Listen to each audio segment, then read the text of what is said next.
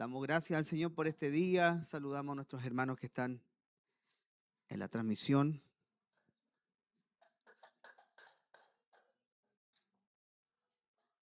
Vamos a ir a la palabra del Señor a continuar la serie del reino que nos transforma.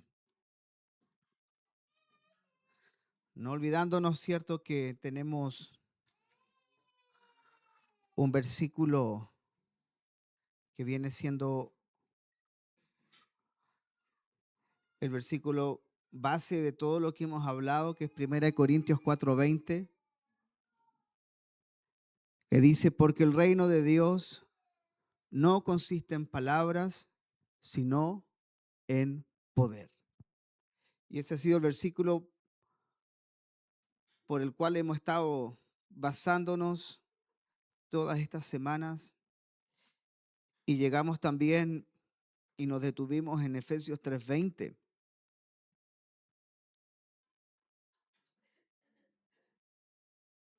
Y Efesios 3:20 dice, y aquel que es poderoso para hacer todas las cosas mucho más abundantemente de lo que pedimos o entendemos, según el poder que actúa en nosotros.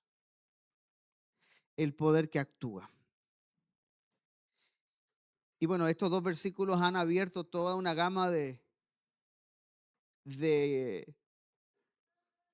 puntos, de intervenciones, porque estamos, cierto, en un reino en el cual estamos siendo transformados.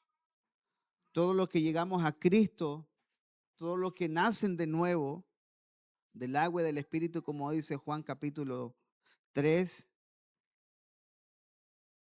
potencialmente, cierto, están siendo transformados gradualmente en la medida, cierto, que vamos creciendo en el Señor.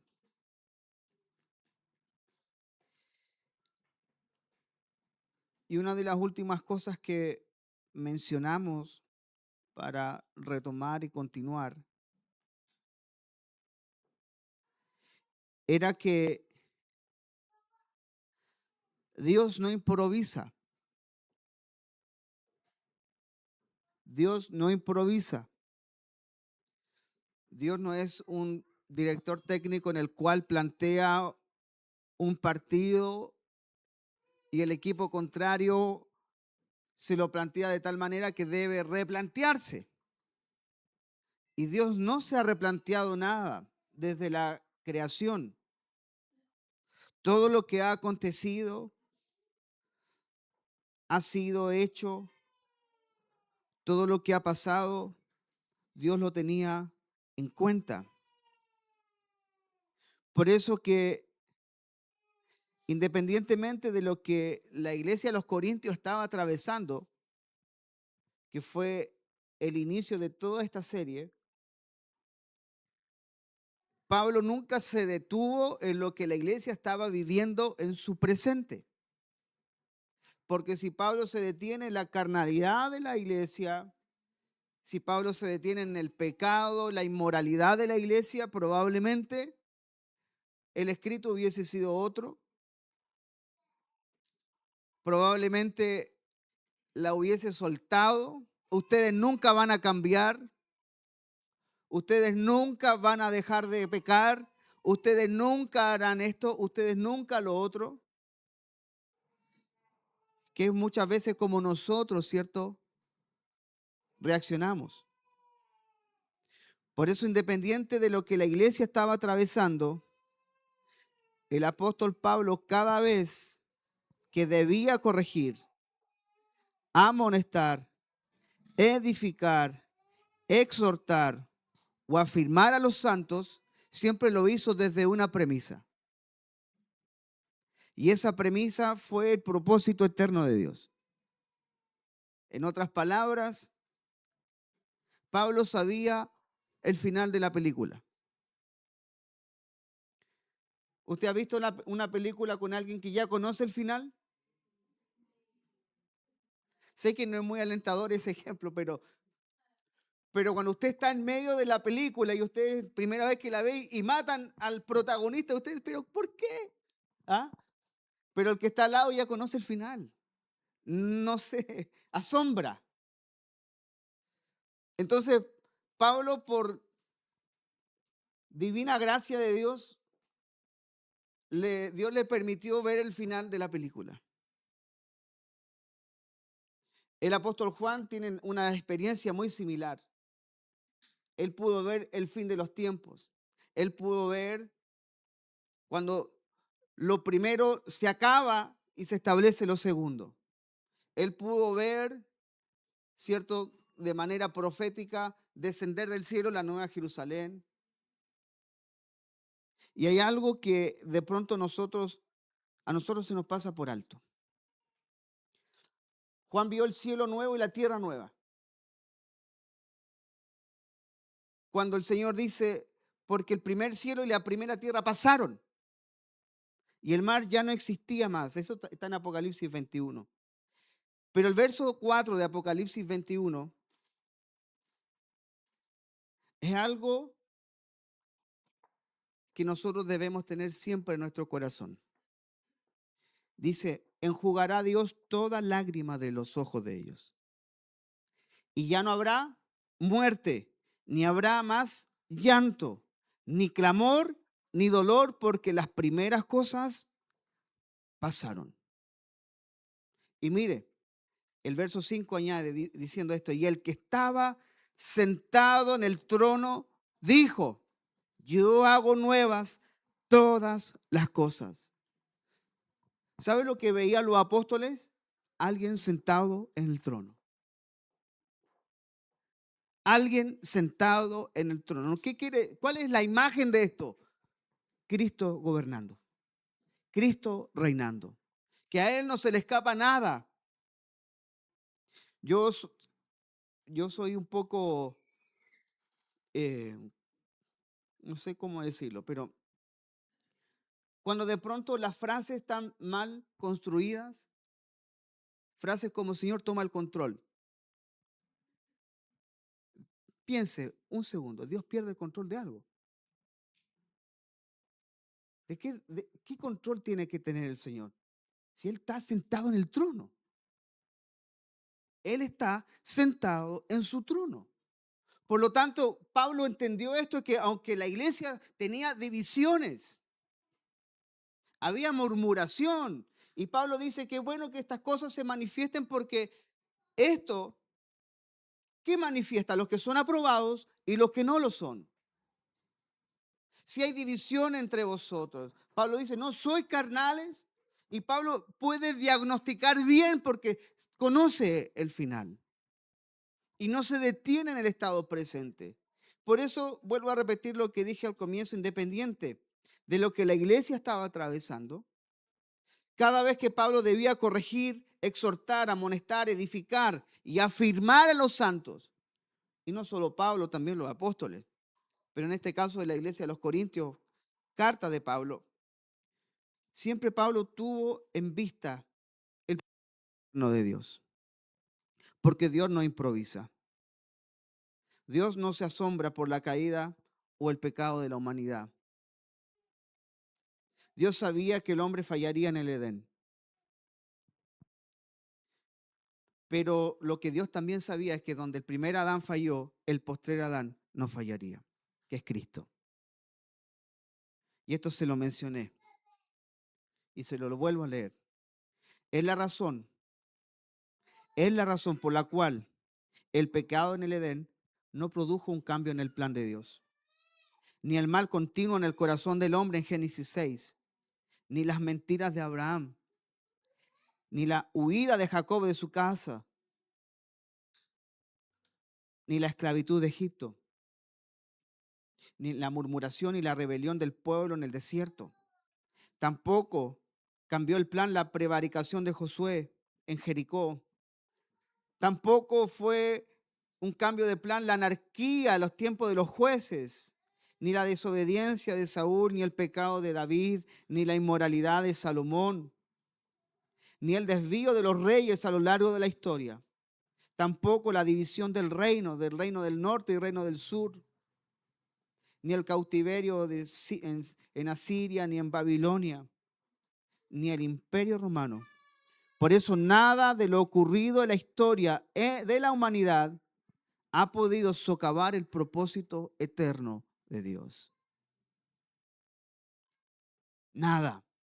Y por eso Pablo tenía en mente esto y podía reconocer la historia pasada a través de la ley, a través de los profetas, que todo lo que Dios quiso hacer y se había propuesto hacer, lo realizó en la persona de su Hijo.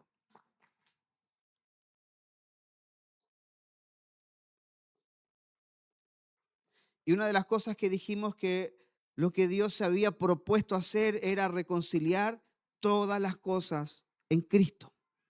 Segunda de Corintios 5:18.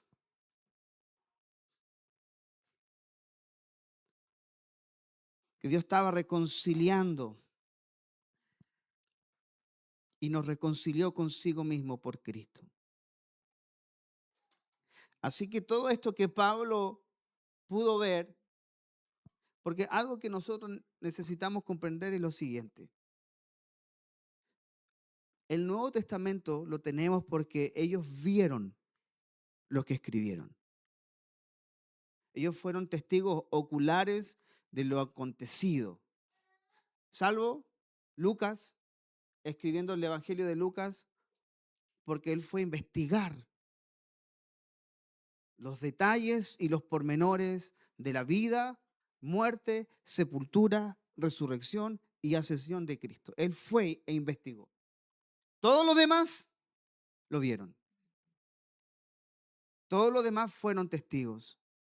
Y en el caso de Pablo no estuvo en la crucifixión, no estuvo en la sepultura,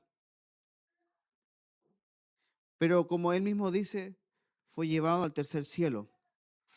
Por lo tanto, él pudo ver lo que está escribiendo. No fue algo que le contaron. Él pudo ver. Y amados, solo para hacer un paréntesis, es la razón por la cual nosotros hoy día lo único que debemos retener es su palabra.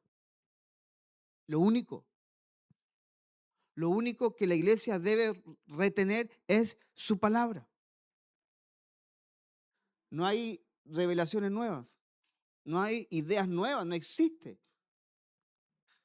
Por eso Pablo a los tesalonicenses le escribe, retener firme la doctrina que habéis recibido, sea por palabra o por carta nuestra, dice Pablo. No hay más. Hasta los apóstoles se escribió y ¿qué es lo que debemos retener nosotros? Lo que ellos escribieron.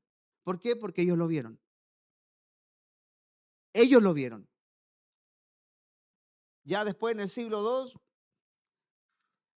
los padres de la iglesia escriben y escribieron muchas cosas, pero no es la palabra. Nos va a servir y nos sirve, ¿sabe de qué? ¿Para qué? Porque ellos escucharon lo que nosotros estamos leyendo. Algunos escucharon a Pablo, algunos escucharon a Juan, pero solamente la palabra es la que debe ser retenida. Por eso que Pablo pudo escribir lo que vio, Pedro escribió lo que vio, Juan escribió lo que vio. Y Juan lo dice textualmente en su primera epístola, lo que hemos visto y oído. Lo que hemos visto y oído, tocante al verbo de vida. Y así lo menciona. Entonces, esto no se trata de jugar al teléfono. ¿Han jugado al teléfono? El mensaje llega totalmente distorsionado allá. Así que, ¿qué debemos retener? Su palabra. Su palabra. Así que, ¿por qué y para qué Dios anunció esta intención y por qué realizó esta reconciliación? ¿Qué es lo que Dios se tenía en mente desde siempre? Recuerde que a Israel, ¿sabe cómo Dios los llamó? Mi primogénito. El trato de Dios siempre fue como un padre. Aunque los israelitas lo trataban como un Dios al grado de que el nombre de Dios era impronunciable. No hay vocales para nosotros. Es donde sale la palabra Jehová.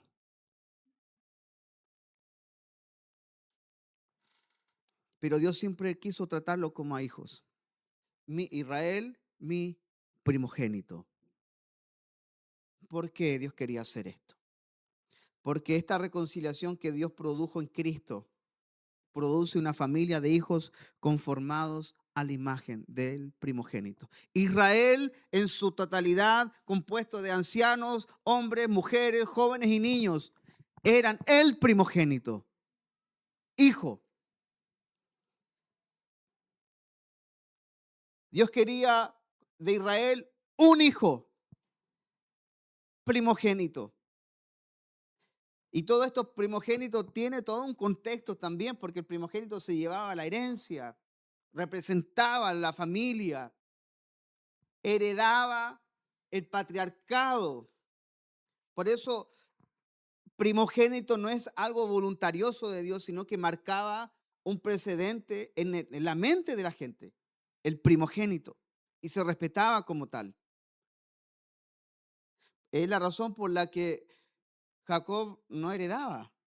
Era Esaú el heredero, aunque eran gemelos o mellizos, pero el mayor era Esaú.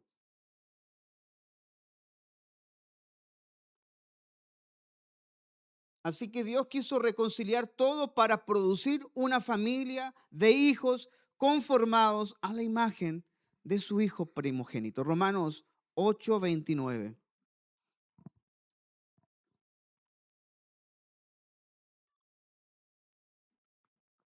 Porque a los que antes conoció, también los predestinó para que fuesen hechos conformes a la imagen de su hijo, para que él sea el primogénito entre muchos hermanos.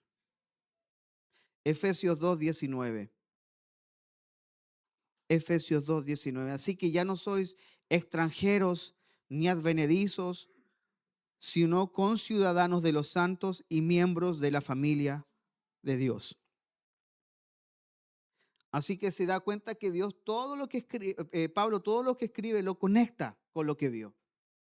Dios quería tener una familia de hijos conformados a la imagen del primogénito. Y lo menciona en sus distintas cartas. Pablo lo menciona. Mire, la voluntad de Dios fue anunciada. Y hago un paréntesis aquí. ¿Será voluntad de Dios? Usted se ha preguntado, ¿no? ¿Será voluntad de Dios? Y yo se lo he dicho todas estas veces. ¿Será de Dios que me compre un auto? ¿Lo puedes pagar? No, no es de voluntad de Dios. No, por favor, no insulte mi inteligencia con eso. Y no rebaje a Dios a algo tan vano como una decisión consciente. Y así otras cosas. ¿Será que tengo que congregarme? ¿Qué dice Hebreos 10:25? ¿Qué dice Hechos 2:42? ¿Qué dice Hechos 5:42? Por favor, no insulte mi inteligencia. Lea la Biblia y usted saque sus conclusiones. Tiene el Espíritu Santo dentro. No haga, no me haga hacer la obra que el Espíritu Santo tenga que hacer en usted. Alumbrarlo. Le puedo pegar un bibliazo si quiere. Así que la voluntad se anunció. La voluntad. Y la Biblia habla de la voluntad, no voluntades. La voluntad de Dios. Para que seamos entendidos en la voluntad de Dios. Y esto es lo que Dios quería hacer. Tener una familia de hijos semejante a su hijo. Esa era la voluntad de Dios siempre. Y todo el curso de la historia, desde Génesis hasta nuestros últimos días, Dios no se moverá de su propósito. Pero la historia está compuesta de mucha historia entre medio, de muchas acciones humanas, intervenciones divinas, pero su propósito permanece. Además, la realización de su voluntad ya se efectuó. Recuerda lo que dijimos la semana pasada. Desde Adán Porque ya en Génesis 3 Dios prometió la simiente. Y tu simiente, le dice la mujer. Y mire, por causa de la simiente se generaron todos los conflictos de la historia. Le voy a poner un ejemplo. Algunos. Noé. Dios preservó la vida de Noé. Porque Dios tenía que venir en carne. Él tenía que nacer de una mujer. Y tu simiente, le dice la mujer, es decir, de ti saldrá. Luego Abraham le promete la simiente. Tenía que venir por carne. Por eso fue que Dios intervino en Egipto cuando Abraham desciende con Sara. Y el rey de Egipto se iba a acostar con Sara. ¿Se acuerda? Y Dios le habló en sueño. Dios preservó la simiente. ¿Qué sucede siglos más adelante con José? José llega a Egipto. Llegó a Egipto traicionado por los hermanos. José llorando a lo mejor en la cárcel y diciendo, Señor, ¿por qué vivo esto? Qué injusto. ¿Usted no ha dicho a veces eso?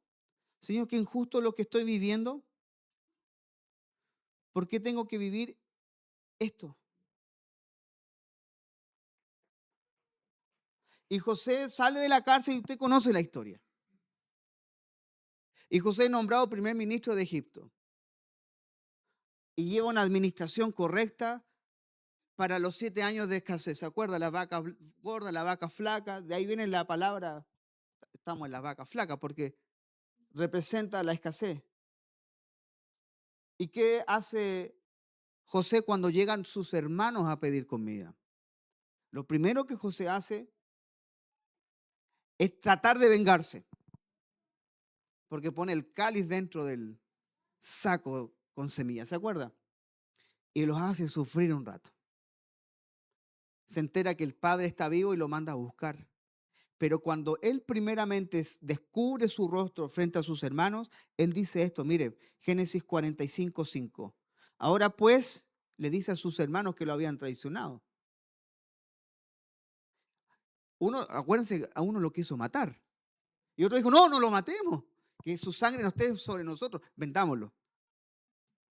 Y José dice, ahora pues no os entristezcáis, ni os pese de haberme vendido acá, porque para preservación de vida me envió Dios delante de vosotros. En esos tiempos, históricamente, comprobado también en la Biblia, hubo una hambruna que si no hubiese sido por esta administración correcta de José, la civilización egipcia desaparece.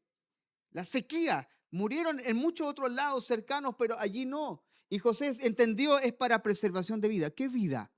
¿Saben quién tenía que sobrevivir? Su hermano Judá. ¿Sabe por qué? Porque la simiente vendría de la tribu de Judá. Por eso el propósito de Dios regula la historia. Judá tuvo 2 hijos, o 3, no me recuerdo, 2 o 3 hijos. Sus hijos mueren. El hijo mayor muere. Por lo tanto, la esposa, ¿cómo operaba la redención? Si la mujer no tenía hijos, tenía que pasar al segundo hermano. Y la Biblia menciona esto, literalmente, que cuando estaban teniendo relaciones, los hijos de Judá eyaculaban fuera de la mujer. No querían ser padres. Y murió el primer hermano, murió el segundo, y la mujer queda viuda, sin parentela. Y la mujer, Tamar, va a la puerta de una ciudad y se viste como prostituta. ¿Y saben quién pasa por ahí? Judá. Usted podría decir, viejito, viejito, viejito, bueno, todo lo que quiera. Y el viejito miró a la mujer, se acostó con ella y ella le toma el bordón. Queda con algo de él. ¿Sabe por qué? Porque esta mujer quería ser madre, pero del linaje de su esposo. Y cuando esta mujer se presenta ante Judá y le muestra, Judá queda sorprendido.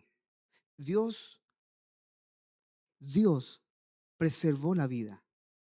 Su propósito eterno está de tapa a tapa, de tapa a tapa. Por eso que Dios no improvisa.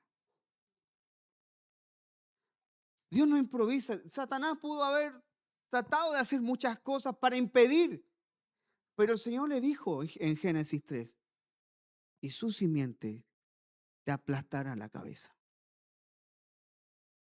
¡Pah! Y es lo que Cristo hizo en la cruz. Le aplastó la cabeza a la serpiente. Dios a lo largo de la historia se movió en un solo propósito. Se da cuenta que cuando Pablo citaba el Antiguo Testamento, él nos da luces de muchas cosas. Que la nube en el desierto tipificaba a Cristo, que el cruce en el Mar Rojo era un tipo del bautismo en Cristo, que la roca que les daba agua era Cristo que los seguía. Y por eso que no hay segundos propósitos, ni hay improvisación, porque Dios no improvisa. Por eso para Pablo el propósito eterno era lo que regía todo su mensaje. ¿Y qué te quiero decir con esto? Que no importa la situación que tú estés viviendo hoy día. No importa si hoy día podemos estar enfermos o podamos estar escasos o estamos pasando una crisis que nunca pensamos pasarla. Él está sentado en su trono. Nada lo sorprende. Si Dios nos saca de aquí, gloria a Dios. Si Él nos hace atravesar ciertas circunstancias, y también debemos reconocer de que no todo es, Dios lo manda como parte de su propósito. Hay enredos personales. Hay enredos en los que nosotros nos metimos.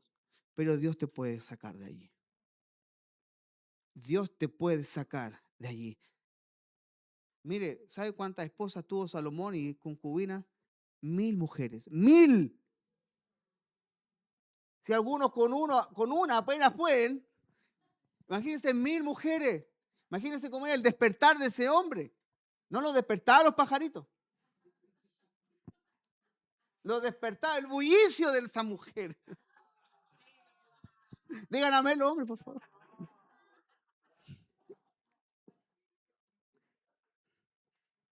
1000 suegras.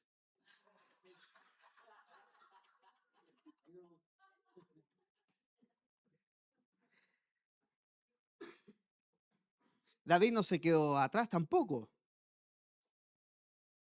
Pero Dios había escogido a Salomón. No fue Adonías.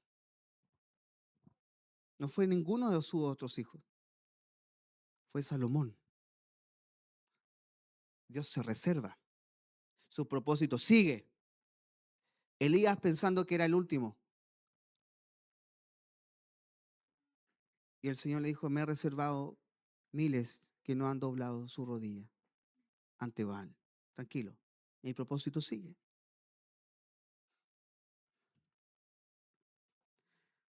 Jonás se fue, usted sabe, para Tarsis. Jonás, haz lo que quiera, mi propósito se va a cumplir. Por eso que lo que Dios anunció, lo realizó, se efectuó. Y ahora nosotros, por la fe y por causa de la gracia, entramos a vivir un proceso. Y ese proceso, la Biblia lo llama santificación, pero también se puede decir la transformación del creyente. Y este proceso es un proceso que nos conforma a la imagen del Hijo primogénito de Dios. Conformar, mire, la Biblia ocupa esta palabra, Pablo la ocupa en dos versículos, en Romanos 8:29 y en Romanos 12:2. Y se ocupa la misma palabra, conforme a los, y conformar. Pero el griego, el texto griego, son dos palabras diferentes. Son distintas.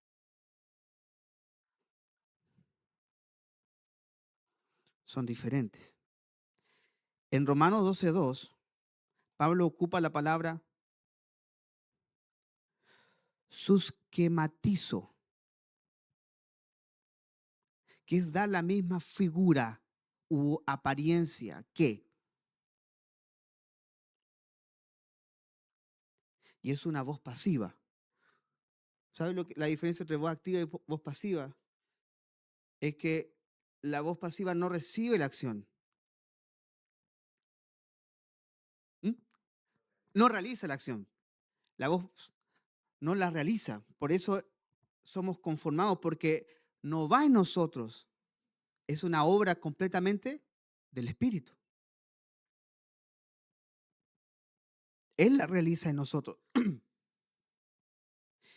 Y la palabra en Romanos 8:29 es sumorfos, que es llegar a ser semejante. Significa tener la misma forma que el otro, conformado a su imagen. Y esto habla de la conformidad de los hijos de Dios. Romanos 8:29. De su futura conformidad física también, cuando Filipenses 3:21 habla de que transformará el cuerpo de la humillación nuestra.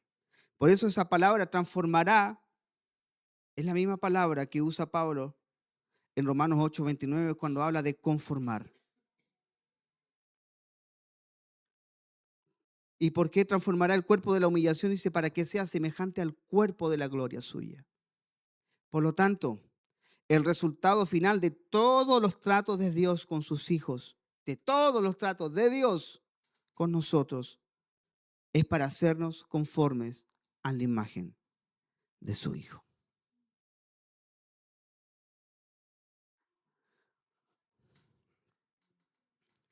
Ahora, la pregunta es cómo vamos siendo transformados. ¿De qué manera Dios nos transforma? ¿Qué hace Dios? ¿Cómo se logra? Bueno, la palabra nos indica que la conformación que está sucediendo en nosotros de manera individual, pero también colectiva. Es decir, de manera individual propia y también de manera colectiva con la iglesia del Señor, requiere esta transformación. Mire, 2 Corintios 3:18. 2 Corintios 3:18 dice, por tanto nosotros todos, no algunos, por tanto nosotros todos, mirando a cara descubierta, como en un espejo la gloria del Señor, somos transformados, metamorfos, de gloria en gloria en la misma imagen como por el Espíritu del Señor.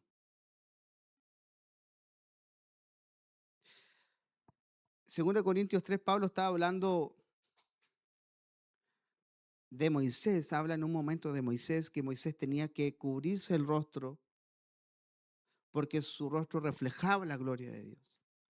Cuando Moisés pasó tiempo en el monte, salió con el rostro resplandeciente y tuvo que taparse el rostro para que los israelitas pudieran fijar su mirada en él.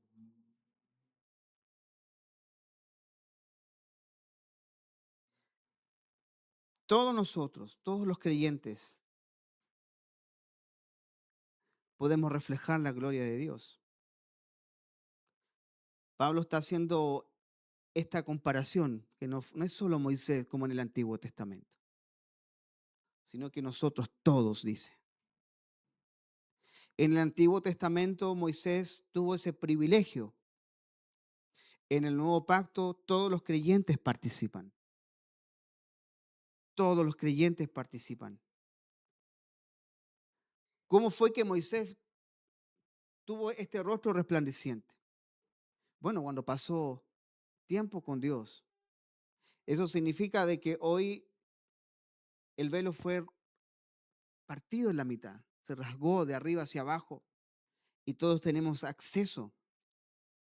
Porque la comunión con Dios no es un privilegio de unos pocos, sino que pertenece a la iglesia. Pablo dice, mirando a cara descubierta. Literalmente el griego dice con un rostro sin velo. Y por eso lo contrasta con Moisés. Porque Moisés tenía que cubrirse el rostro, los creyentes están con rostro descubierto, como en un espejo. Contemplar como en un espejo también puede significar reflejar como un espejo. El reflejo.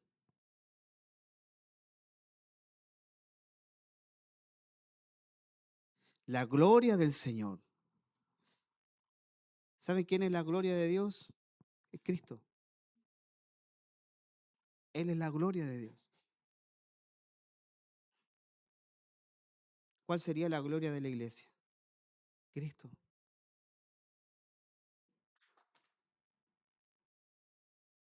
La iglesia debe mostrar el carácter divino, debe reflejar santidad, belleza, majestad. Por eso Pablo dice, somos transformados, metamorfos. Y nuevamente es una voz pasiva. Recibimos la acción de la transformación. Pero debemos comprender de que esta transformación es continua, no es instantánea. La santificación que menciona la palabra de Dios es una acción no instantánea, sino continua. Y como es en voz pasiva, no nos transformamos solos. Necesitamos de Dios. ¿Y cómo fue que Dios proveyó esto? Por medio de su Espíritu. Por eso está su Espíritu en nosotros. ¿Por qué? Porque es el poder que actúa en nosotros. Y ese poder que actúa en nosotros nos transforma en la misma imagen. Porque el propósito de Dios no es solo salvarte. Serás, fuimos, somos y seremos. Nos salvó. Estamos experimentando también esa salvación tan grande que dice Hebreos. Y en algún momento, cuando partamos de esta tierra, seremos librados y seremos salvos, ¿sabes de qué? De esto. Porque esto es lo que nos hace pecar. No hay le echamos culpa a los demonios, brujos, ¿qué brujo y demonios? Del corazón del hombre salen los adulterios, las guerras, la ira del corazón del hombre. Por eso Génesis 6 dice, y el pensamiento, la mente o el corazón del hombre era de continuo el mal. Dios mismo hablando allí. No fue una intervención demoníaca. El corazón del hombre es de continuo el mal. Por eso somos conformados de gloria en gloria. ¿Qué quiere decir esto? Esta es una expresión netamente hebrea, que vamos de un grado de gloria a otro, que el crecimiento es progresivo, que el aumento es continuo. No significa perfección inmediata bajo ninguna circunstancia, sino que es santificación progresiva, conocimiento progresivo, avance espiritual.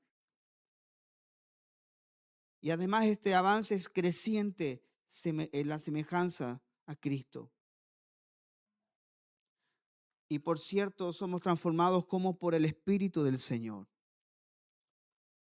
¿Por qué? Porque es el Espíritu Santo el agente de esta transformación.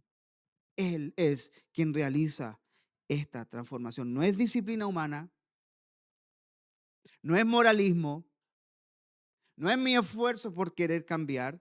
Es una obra unilateral, sobrenatural del Espíritu, usando la contemplación de Dios. Moisés, al mirar a Dios en el monte, su rostro resplandeció. ¿Y sabe cuáles son los consejos apostólicos de la Biblia? Poner la mirada en Él. Buscad las cosas de arriba. ¿Por qué? Mediten esto. Puede ser demasiado obvio, pero un día soleado, extremo, mire el sol por 5 minutos. ¿Qué va a producir el sol en usted? Dos cosas, te va a hacer un daño ocular y va a quedar rojo como pancora.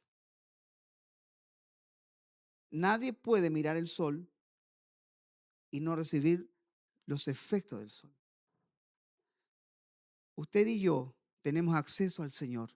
Por eso que nadie puede poner su mirada en Él y no recibir de Él la transformación. Es inherente al contemplar. Por eso el consejo es poner la mirada en Él. Nadie puede decir yo quiero el sol pero no quiero la luz. O yo quiero el sol pero no quiero el calor. Como la pregunta que una vez hicieron en redes. ¿Qué te gusta más? ¿El verano o el calor?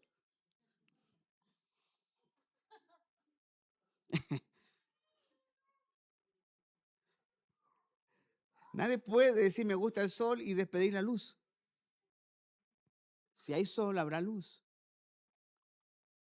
No podríamos decir calor siempre porque en invierno puede haber un sol maravilloso, pero con un frío tremendo. Así que el Espíritu Santo es el agente de transformación. La santificación ocurre, hermanos, la transformación ocurre contemplando a Cristo. Porque Pablo no dice, somos transformados esforzándonos, tratando de hacer cosas buenas. Somos transformados contemplando la gloria del Señor. ¿Cómo contemplamos la gloria del Señor? Bueno, por medio de su palabra, por medio de la comunión con Cristo, por medio de la comunión con la iglesia, por medio de la obra del Espíritu. Por eso Juan en su primera epístola, en el capítulo 1, dice, y nuestra comunión verdaderamente es con el Padre y con el Hijo. Y sí, para que vuestra comunión sea verdadera, completa, necesitamos no solamente la comunión del Señor, sino que la comunión con su cuerpo, la iglesia. Porque la transformación viene de una verdadera comunión con Cristo. Por eso que la santificación es progresiva, de gloria en gloria. Esto destruye el pensamiento del perfeccionismo instantáneo. Por eso que Pablo no esperaba que los corintios cambiaran así de la noche a la mañana. A los llamados a ser santos, a los santificados les dice. Y luego le escribe, es cierto, todos los errores que tenían, las inmoralidades. Pero Pablo ya había visto el final de la película. A los filipenses le dice exactamente lo mismo en el capítulo 1, verso 6. Y estando persuadido de esto, que el que comenzó la buena obra en vosotros, la perfeccionará. Dios, si usted es hijo, si usted es hijo, Dios perfeccionará su obra en él. Si usted es hijo, Dios transformará. Porque esto no puede venir en simplemente tener una creencia de Dios. Debemos nacer de nuevo. ¿Y cómo si nací de nuevo? No. Le respondo rápido.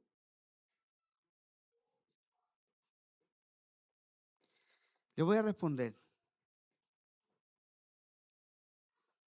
Primera de Juan 3:10.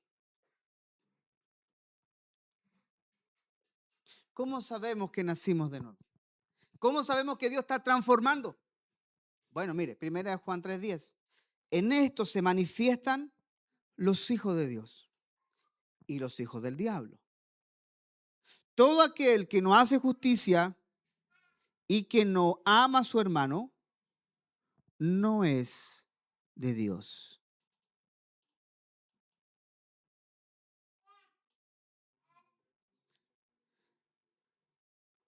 Mire lo que dice, vamos al versículo anterior, al 9.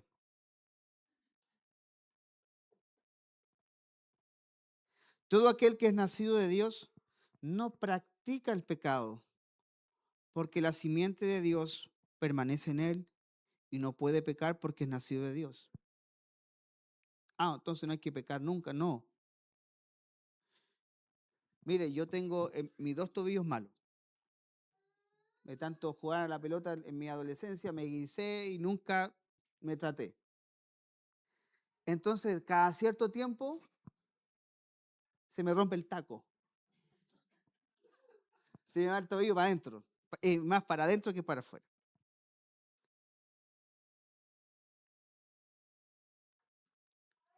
No es una práctica, pero cada cierto tiempo por pisar mal o por una irregularidad en el piso, el tobillo es muy inestable. Pero no es una práctica. Así funciona el pecado. Puede que cada cierto tiempo viene una caída, pero no es una práctica. ¿Sabe por qué? Porque somos débiles. No sé si me entiende con el ejemplo. No es una práctica. No te levantas con ganas de hacer mal, pero haces el mal de vez en cuando. ¿No? No te levantas con la gana de pensar mal y de agarrarte con alguien, pero cada cierto tiempo esto acontece. ¿Por qué? Porque el pecado mora en nosotros aún, pero el que es nacido de Dios no lo practica. No es su práctica. No se deleita en ello. Al contrario.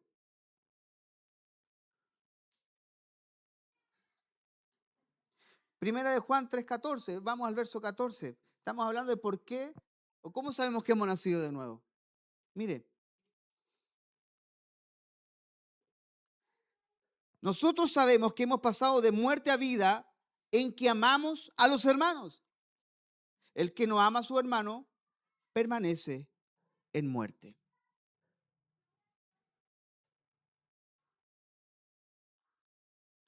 Primera de Juan 4:20. Este es más lapidaria.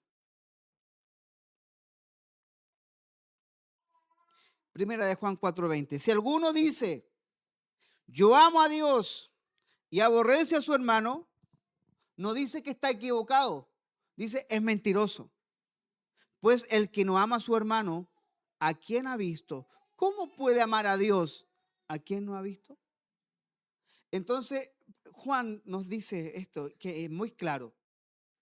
Si tú dices que amas al Señor, pero no te llevas bien o no amas a tu hermano, eres mentiroso porque alguien que ha nacido de nuevo no tiene esos sentimientos. Te lo estoy diciendo en español. Si alguien dice amar a Dios, pero no ama a su hermano, es mentiroso. ¿Por qué? Porque no existe esa realidad en Dios. En Dios no existe esa realidad. Porque aquel que ha nacido de nuevo ama.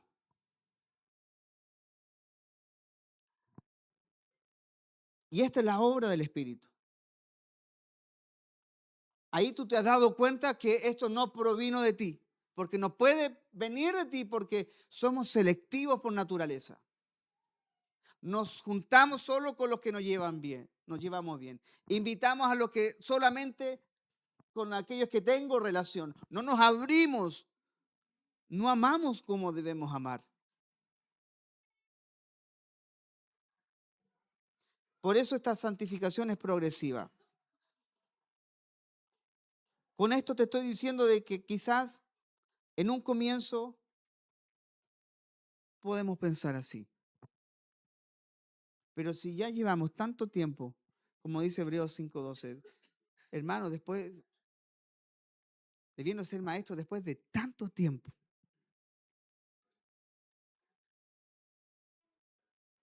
así que somos transformados solo aquellos que hemos nacido de nuevo.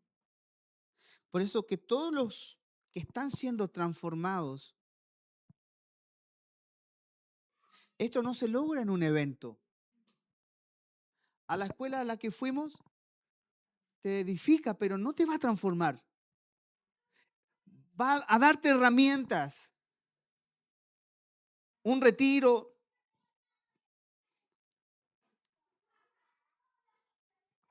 un culto, un congreso.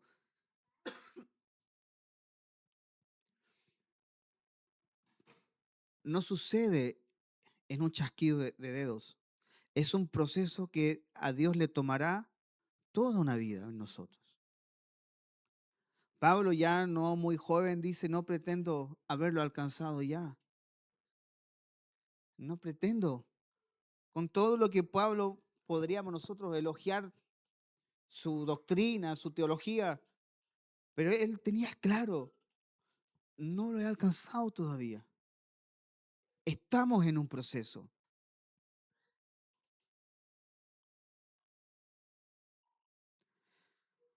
Por eso que, ¿sabe? Una de las cosas a las que Pablo escribe para que la iglesia tenga cuidado. Pablo no dice tengan cuidado de los demonios, porque los demonios, cuiden la doctrina. A Timoteo le dice, cuida la doctrina y cuídate de ti mismo. ¿Qué estás escuchando? Porque toda doctrina que quiera sacar a los creyentes de los procesos de transformación altera en el creyente en muchos aspectos la obra de Cristo. Y ahí es donde vienen de pronto crecimientos alterados, cosas raras.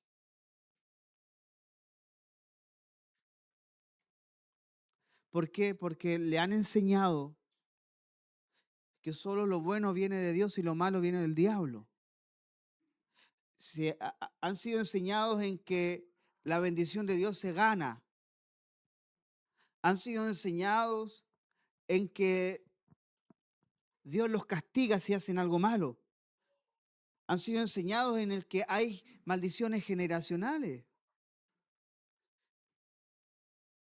de que hay espíritus operando, pasándose por alto, 2 Corintios 5:17. De modo que si alguno está en Cristo, nueva criatura es. ¿Qué me importa lo que mi abuela hizo? Lo hizo ella. Y que consultó con brujos. Bueno, el problema de ella. Porque el que está en Cristo, nueva criatura es.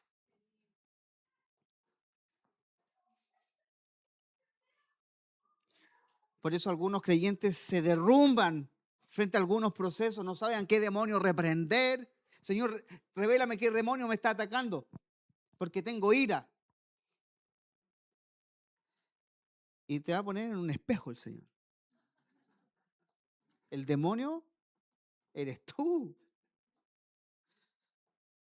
No saben qué reprender. Ya han ungido con aceite todo. Mancharon ropa, mancharon los dinteles. Por eso que la vida del Espíritu, el proceso de transformación, ¿qué produce? Nos sacará lo terrenal para que quede lo espiritual. El proceso de transformación saca lo terrenal de nosotros para que quede lo espiritual.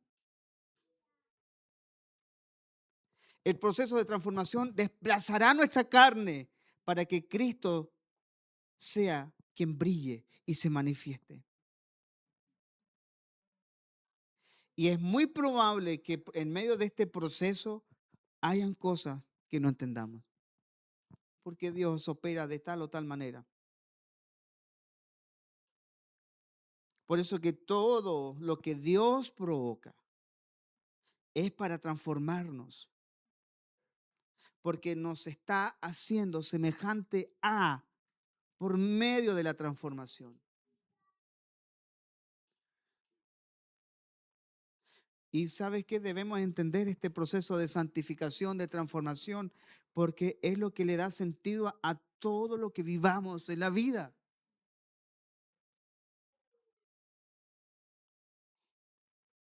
¿Será un pecado oculto que esté por ahí? Dios está sacando nuestras carnalidades. Por eso que si no entendemos esto, nos vamos a mantener distraídos en la periferia del propósito. Estaremos en un estado de eterna infancia espiritual porque vamos a estar entretenidos en la periferia, cuando Dios está haciendo algo medular. ¿Por qué nos vamos a quedar amarrados a momentos, a espacios de nuestra vida, sin poder trascender más allá de lo que eso estaba representando realmente? No debemos traer memoria a las cosas pasadas. Si fue bueno, sirvió para ese momento. Señor, tú traes otra cosa. Señor, será otra cosa. Hay gente que se queda pegada a la experiencia, se quedan anclados a la experiencia. Y cuando Dios quiere moverte, transformarte a algo más, no lo logras ver, porque nuestra mirada está anclada. ¿Se acuerda la esposa de Lot? La sal insípida no sirve para nada.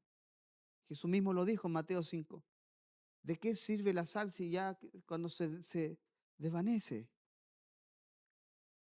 El desvanecimiento. Por eso que el proceso de transformación, la santificación del espíritu, mire, subestima las crisis. ¿Y a qué voy con subestimar? No es lo que te gobierna.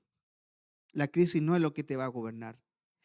La transformación, la santificación subestima los sufrimientos.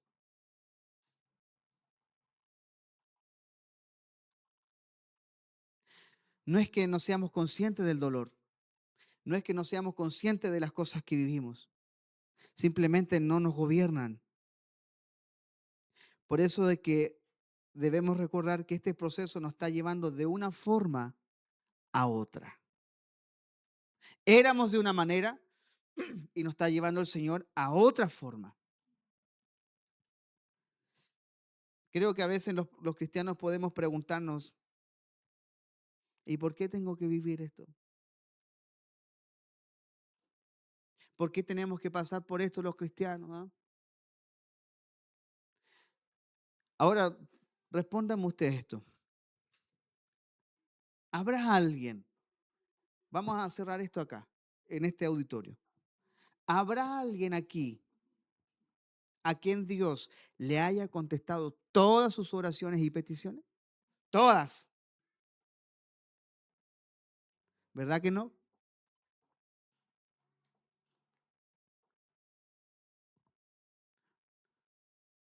No somos librados de todos los padecimientos.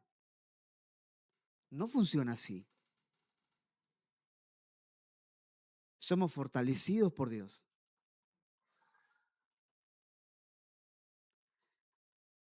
Por eso esto es lo que Pablo quiere comunicar a la iglesia de Corinto. No ponga la mirada en el presente.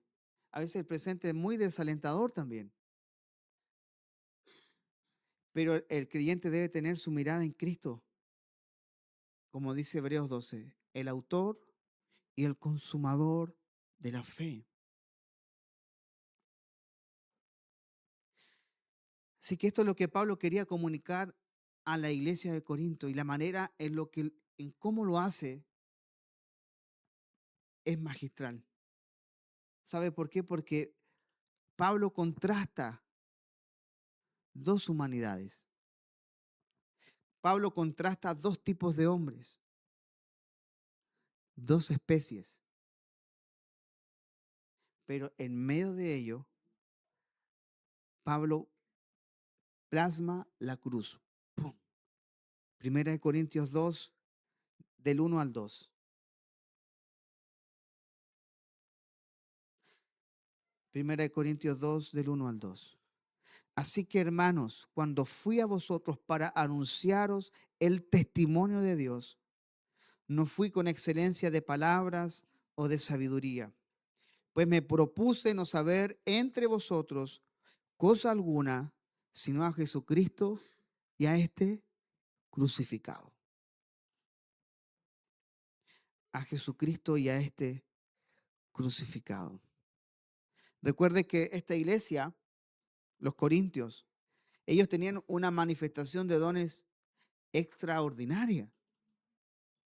Los dones que Pablo menciona en 1 Corintios 12, los dones que la iglesia tenía, manifestaba. Pero además de ser dueños de estos dones, eran dueños, ¿sabe de qué? De una carnalidad inmensa. ¿Cómo puede suceder esto? Dígame usted, ¿tiene alguna respuesta de cómo alguien que puede, en el caso de los corintios, orar por un enfermo terminal y ser sano en el momento?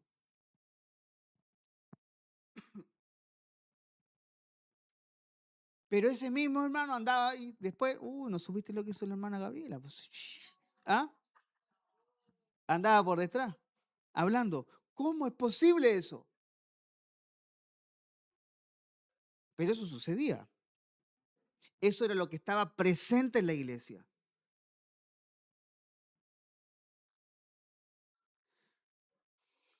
Los corintios no habían entendido lo que había sucedido con ellos en el nuevo nacimiento. Pablo le dice en este texto, en 1 Corintios 2, del 1 al 2, lo que leímos recién, que la cruz separó la humanidad, que hay algunos que pertenecen al orden natural y hay otros que pertenecen al orden espiritual. Por eso Pablo, alegóricamente, el apóstol Pablo, en sus dos cartas a los Corintios, habla de dos tipos de edificios, dos tipos de obras, dos tipos de frutos, dos tipos de hombres, dos tipos de ministerios, muerte, reconciliación, de vida, de justicia. Además habla que las obras de unos serán quemadas y las otras pasarán el fuego y serán aprobadas. Pablo además dice que hay una humanidad que está en Adán y que otra está en Cristo.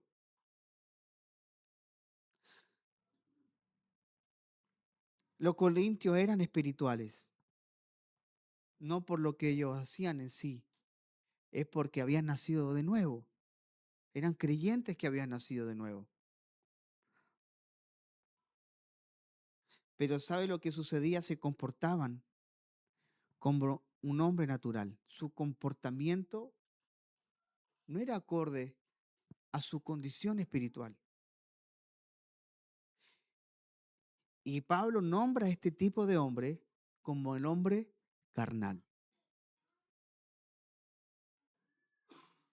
Pablo no atribuye a ninguna influencia demoníaca, ni a ideas, ni a imaginación humana.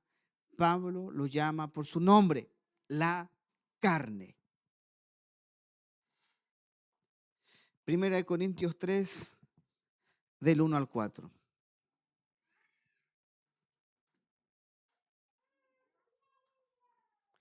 1 Corintios 3, del 1 al 4. Dice así: de manera que yo, hermanos, no pude hablaros como espirituales, sino como a carnales, como a niños en Cristo.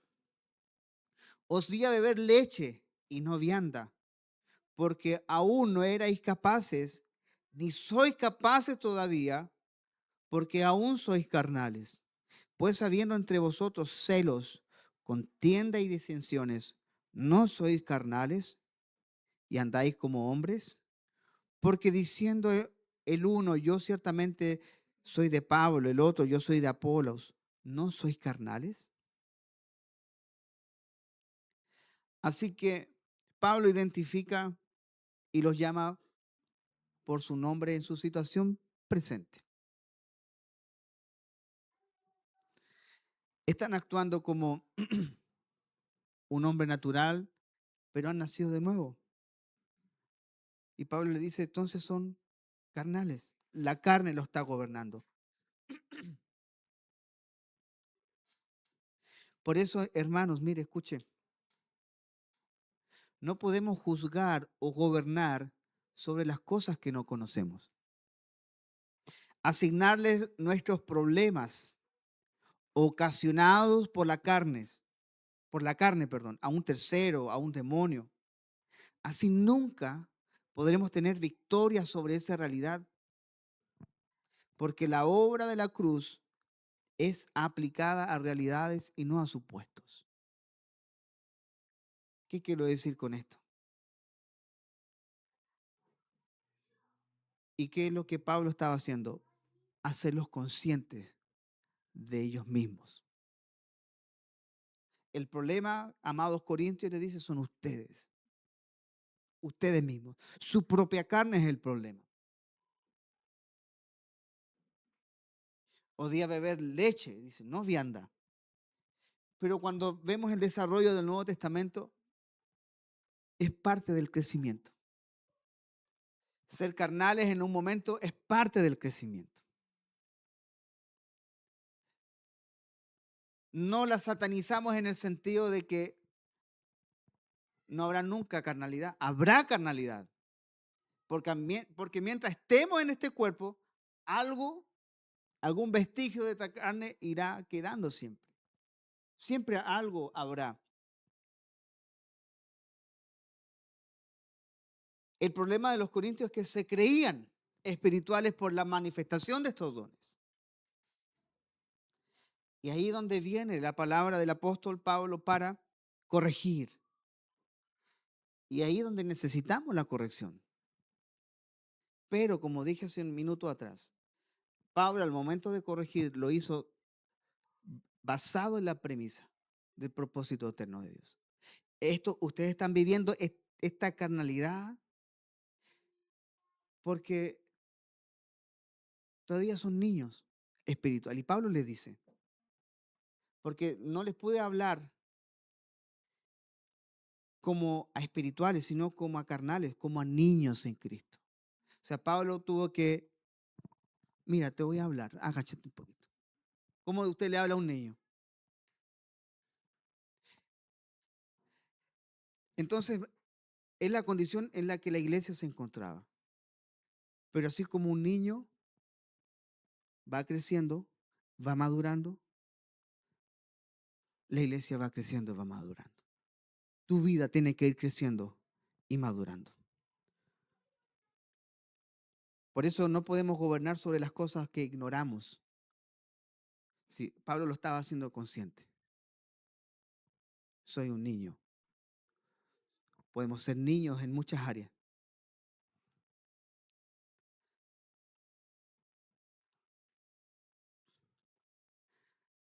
Y la cruz siempre será aplicada sobre realidades y no supuestos. Por eso la cruz no es para los demonios. La cruz es para nosotros. La cruz es para nosotros.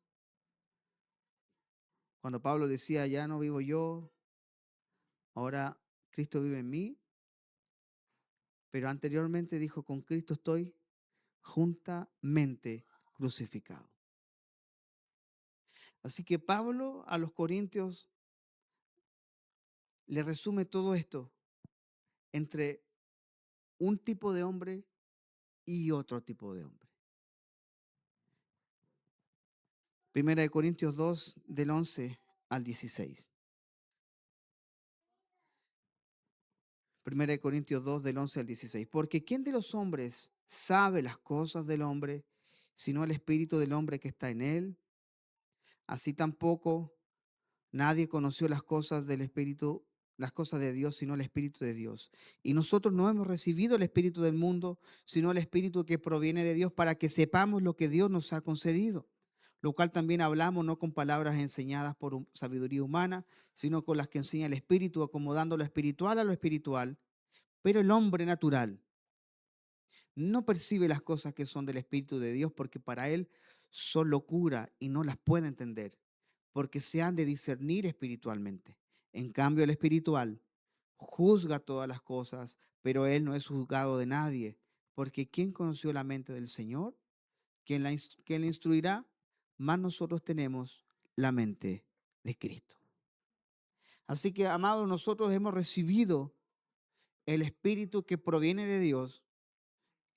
Y Pablo responde el motivo del por qué lo hemos recibido, para que sepamos lo que Dios nos ha concedido. La manera en la que podemos ser conscientes de todo aquello es por su Espíritu. La manera en la que podemos nosotros concientizar en que estoy en un error. Y David lo decía en el Salmo 16, bendeciré a Jehová que me aconseja por la noche, me enseña mi conciencia. Hay algo que sucede en nosotros que nos lleva a reflexionar. Es más, y creo que lo decía ayer en el discipulado, La Biblia continuamente nos invita a pensar, a reflexionar y a meditar continuamente. Cuando Pablo dice, en esto pensar, en todo lo puro, todo lo bueno, todo lo honesto, piensa antes, pensemos antes. ¿Qué dice el Señor? Cuando dice, todo me es lícito, mas no todo me conviene. Siéntate.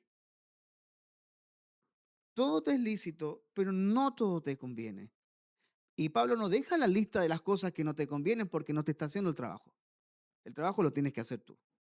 ¿Qué te conviene? ¿Qué no te conviene?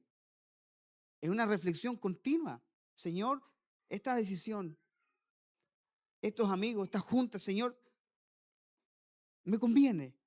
Es más, y Pablo continúa cuando habla, dice, no todo edifica. Aunque te es lícito, no te edifica, no es conveniente, no es bueno. Pero ¿cómo llegamos a esa conclusión? ¿Cómo hacemos esa reflexión? Meditando, meditando en su palabra, pidiendo dirección al Señor. Por eso que recibimos el Espíritu que proviene de Dios para que sepamos lo que Dios nos ha concedido, para que tengamos discernimiento, como dice Hebreos 5, para los que por el uso tienen los sentidos ejercitados en el discernimiento del bien y del mal. ¿Cuál es el uso? La palabra es justicia. Señor, tu palabra dice esto. Ejercitamos.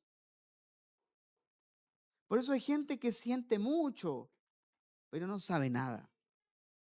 Es que quiero sentir si es de Dios. No va a sentir nada. No nos movemos por sensaciones. No somos místicos aquí.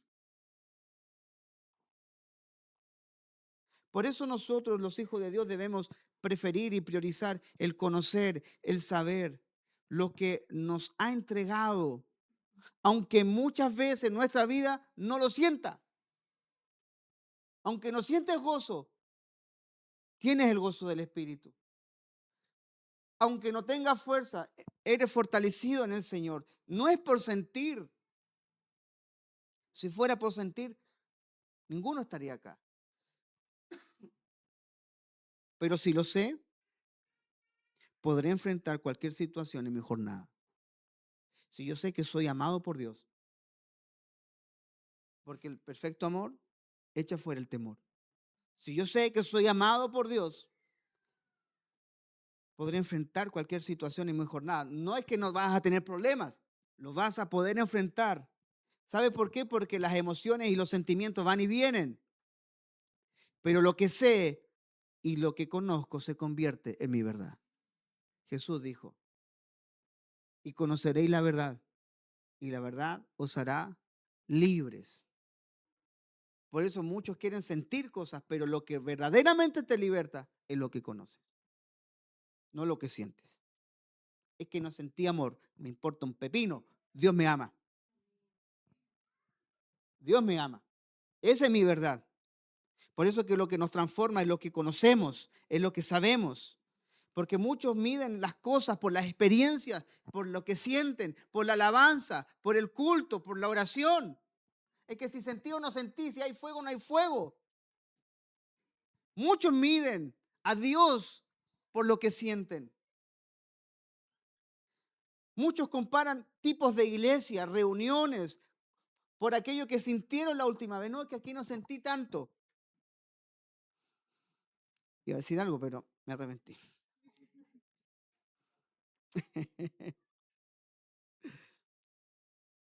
La vara de medida son las sensaciones, es el alma. Pero déjeme decirle esto, lo que usted siente no lo va a transformar. Porque la razón por la cual Dios nos dio su espíritu es para que sepamos y conozcamos. Sí sabiendo, sí conociendo, siento algo, gloria a Dios. Pero si no, avanzamos. Next. Por eso la mente de Cristo no es el patrimonio de un individuo. La mente de Cristo es el empoderamiento divino para que su cuerpo, la iglesia en la tierra, dé a conocer lo que ha recibido de Dios. Así que cuídese de oír a la gente que no se congrega, que Dios no tiene, o que Dios tiene un trato especial con ellos, los favoritos, porque Dios habla a través de quien te saluda el domingo, de un abrazo de un hermano, del discipulado, de quien está contigo en casa iglesia, a través de quien ora, a través de quien canta. Cada individuo es parte de ese cuerpo. Por eso necesitamos precisamente del cuerpo para conocer la plenitud de Dios. Y así lo dice Pablo, que la iglesia es la plenitud de aquel que todo lo llena en todo. Necesitamos del cuerpo para conocer la verdad y la plenitud de Dios. Por eso que Dios no se nos revela a nosotros para conocer cosas individuales. Es para conocerle a Él. Así que, amados, lo voy a dejar aquí. Si no, tendría que entrar a hablar mucho más. Así que, ¿cuál va a ser la vara de medida para nosotros? ¿Cuál es la invitación apostólica en la Escritura? Conocerle, saber.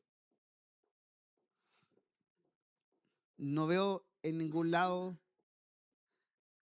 que alguien recibe algo de Dios cuando se va para atrás. No lo veo en la Biblia. No lo veo. Ni veo que alguien siente calor o frío. Pero si llegas a sentir algo, gloria a Dios. Pero no puede ser esa tu vara de medida para decir que si Dios estuvo o no estuvo presente. Porque no lo vamos a sentir así. Dios no usa nuestros sentidos, amados. Tú no necesitas esto para oír a Dios. No necesitas estos ojos para verle. No usas los sentidos humanos. Hay algo interno. Tienen que hablar de esto, de los sentidos, del oír, del ver, como algo alegórico, metafórico, para que comprendamos una verdad que subyace sobre esa escritura. Que el ver a Dios no es buscarlo y mirar hacia el cielo. Que la contemplación no tiene que ver con los ojos. Tiene que ver con un estado del corazón. Por eso David dijo, dice el necio en su corazón. No está hablando de la boca. Está hablando del corazón. Dice el necio en su corazón, porque el corazón habla. ¿Y qué dice el necio? No hay Dios. Así que no pasa por la boca. Porque este pueblo de labio me honra. La boca para Dios es útil para la predicación. Pero la boca no es tan útil como el corazón. Porque de la abundancia del corazón hablará la boca. Amén. ¿Qué le parece si oramos al Señor?